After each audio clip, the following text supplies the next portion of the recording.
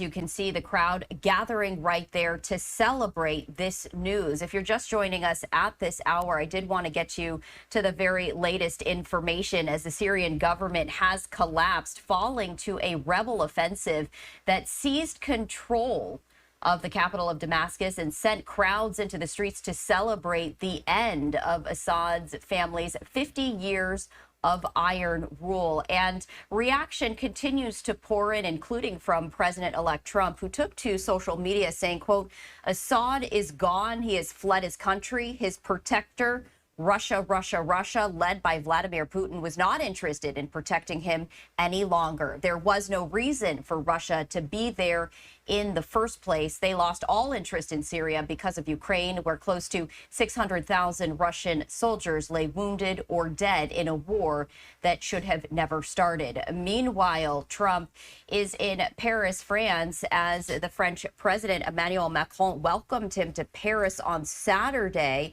as the two held a hastily arranged meeting with Ukraine's President Zelenskyy before celebrating the grand reopening of the Notre Dame Cathedral.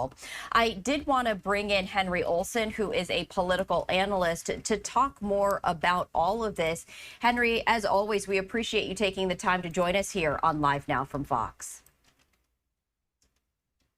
So I did want to start off.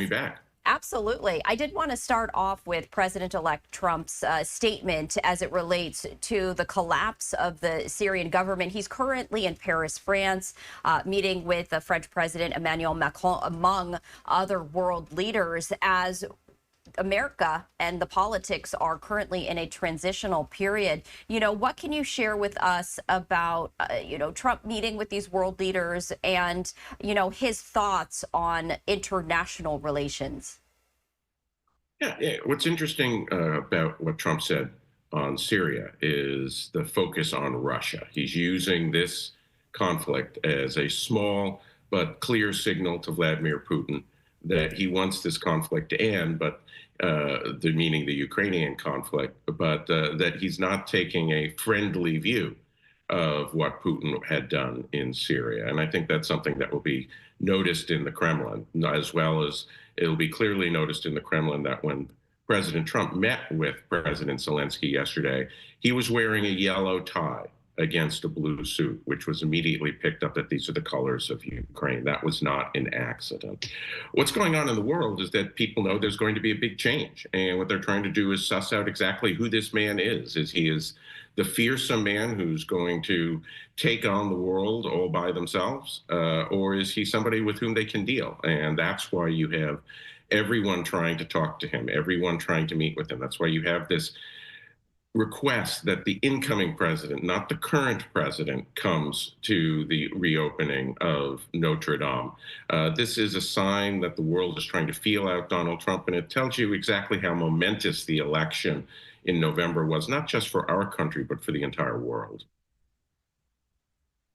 Henry, I did want to share with our viewers just part of what President-elect Trump posted, talking about how Russia was not interested in protecting Assad any longer. But not only does he talk about Russia, but he also talks about China. And you were mentioning the fact that President-elect Trump was wearing yellow and blue, very significant. He's been very tough on additional funding for Ukraine, but he did meet with President Zelenskyy earlier, in Paris, France. So as he, even in this social media post, talking about Syria, he talked about Russia. He spoke about Iran, saying Russia and Iran are in a weakened state right now. He spoke about Ukraine, and then also China, saying that I know Vladimir well. This is his time to act. China can help. The world is waiting.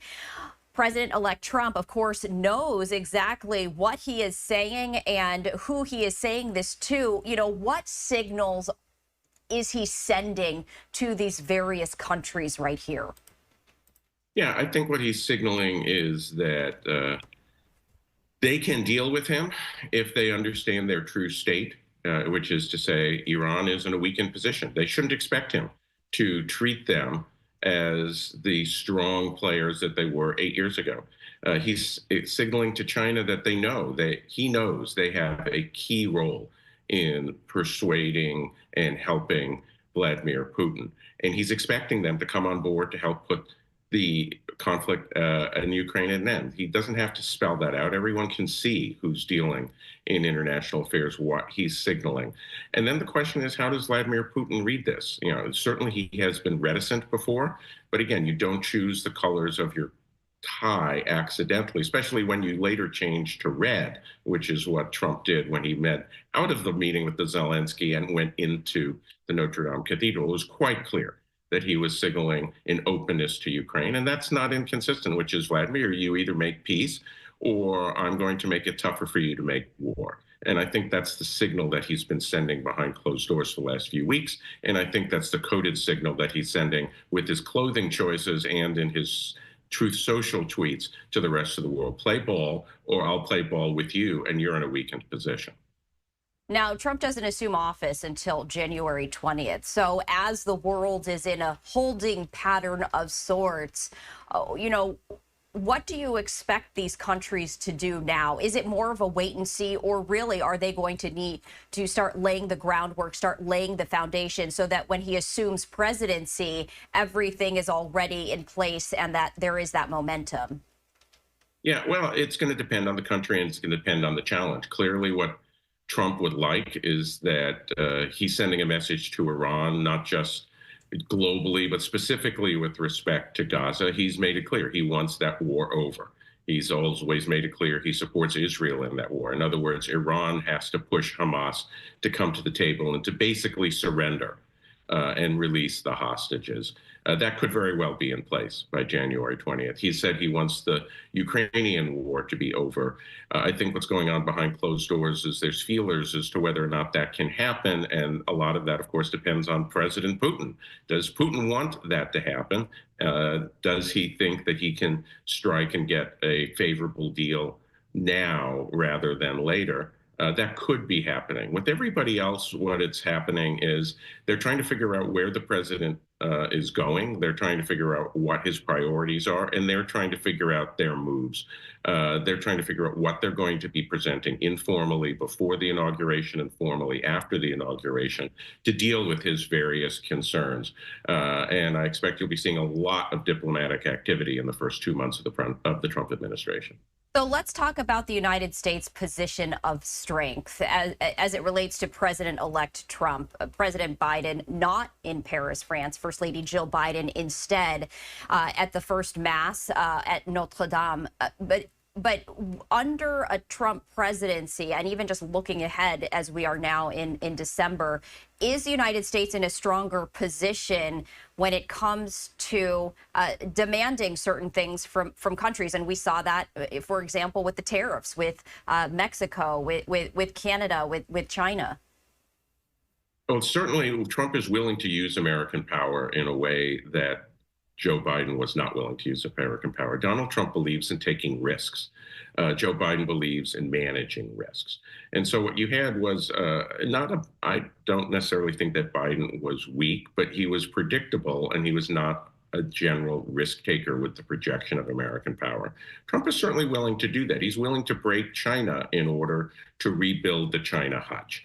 And that's what's going on with Mexico, which is, look, we're going to solve this problem. You can be part of the solution or you can be part of the problem. If you're part of the problem, we'll treat you that way and forget our treaty obligations under USMCA. If you're going to continue to be a funnel for millions of people to come illegally across our border and drugs and terrorists, then we're going to treat you that way, regardless of what our treaty obligations are. And that's the message he's sending pretty much everywhere, which is there's a new sheriff in town and I'm willing to take risks and use American power in ways that my predecessor was not. And the rest of the world is trying to figure out, okay, this is what we're being signaled. How are we going to react to it? And I think that that's the same sentiment that lawmakers here in the United States are feeling. You know, we were taking a look at world politics, but let's take a look at what's happening here. There's a lot of flux happening, on Capitol Hill. What can you share with us about that as we are now just weeks away from President-elect Trump becoming President Trump? Yeah, well, we obviously have the nominations. Some of them obviously are more difficulty than others. And I think what Trump is showing is I'm not going to back down preemptorily. I'm not going to negotiate with you in the Senate. I'm going to send you people, and you're going to have to act and take risks, like I'm taking risks. So, no, I'm not going to pull Pete Hegseth because of a couple of bad articles. If you don't like him, you're going to have to vote no. And there are political consequences to that, as you well know, Republican senators in political primaries. He's sending a signal with his other appointments that he's going to be moving out of the gate on day one.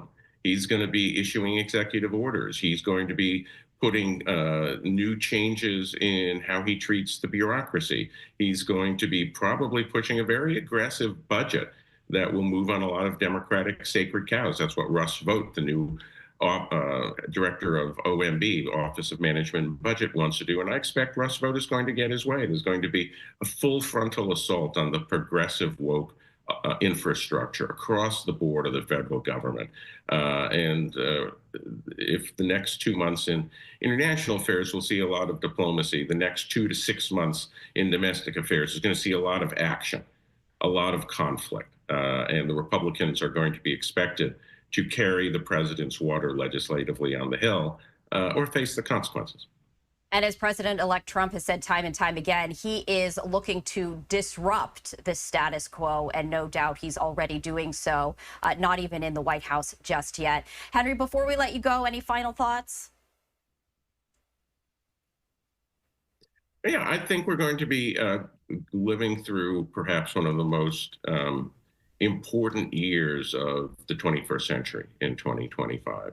There are a lot of international flashpoints. Some of them could heat up. Some of them could cool down. A lot depends on what the authoritarian actors do in response to the messages they're getting.